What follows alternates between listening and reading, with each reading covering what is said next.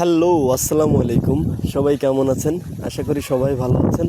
আমরাও অনেক ভালো আছি। আমরা রাত 10টার দিক আনুমানিক রাত 10টার দিক রাজীবের পাড়া বাজারে বসেছিলাম। হঠাৎ করে মোটরসাইকেলে এলো পথাড়ি শব্দ। তো আমরা বুঝতে পারিনি আসলে বিষয়টা কী হচ্ছিল। পরে যে বুঝলাম যে এটা কোনো রাজনৈতিক কোনো প্রোগ্রাম না, এটা ছিল আসলে একটা বিয়ের অনুষ্ঠান। তো রাজনৈতিক প্রোগ্রাম হলে আমরা অবশ্যই জানতাম, জানার কথাও ছিল। তো বিয়েটা এমন বিয়ে, একই ছেলের সঙ্গে একই মেয়ে 3বার চলে গেছে। তাই এই বিয়েটা নিয়ে অবশ্য ছেলের চাচা এমনকি ছেলের 14 গোষ্ঠী পর্যন্ত জেল খাটছে। বাবা হচ্ছে সিঙ্গাপুর ছিল, যার কারণে জেলটা খাটতে হয় নাই।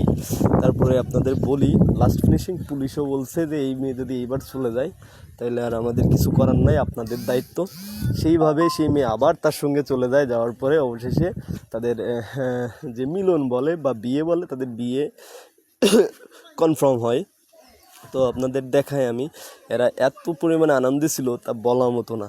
মোটর সাইকেল এত পরিমাণ গ্যাস মারছে যে সুজুকি যে হায়াতো গাড়ি আছে, হায়াতো গাড়িতে আগুন পর্যন্ত ধরে গেছে।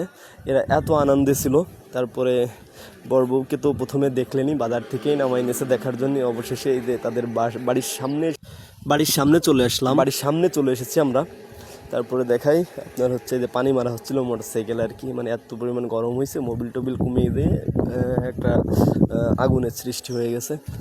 সবচেয়ে মজার বিষয় ছিল হচ্ছে আপনার রাস্তাটা অনেক খোঁচা ছিল, যার কারণে মানে একটা অন্যরকম পরিবেশ ছিল।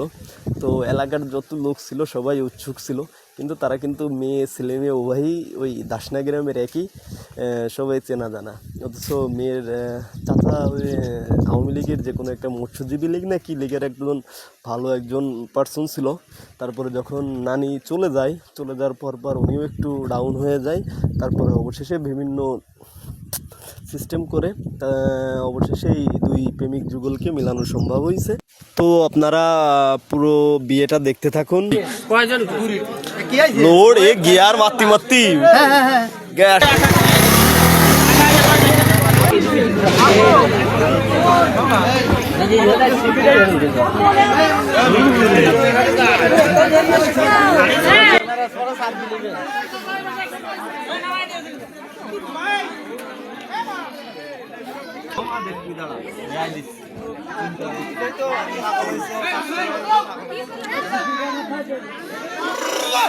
ভিডিও কে এই তো বুঝি হইল না রে ভাই।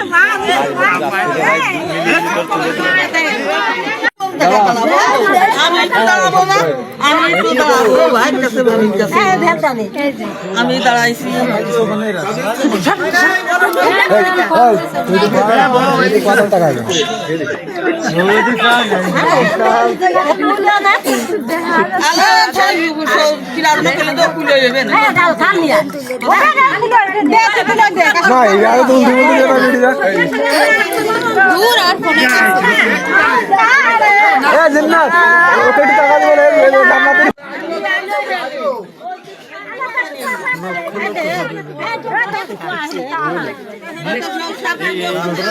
বাদ নেই তো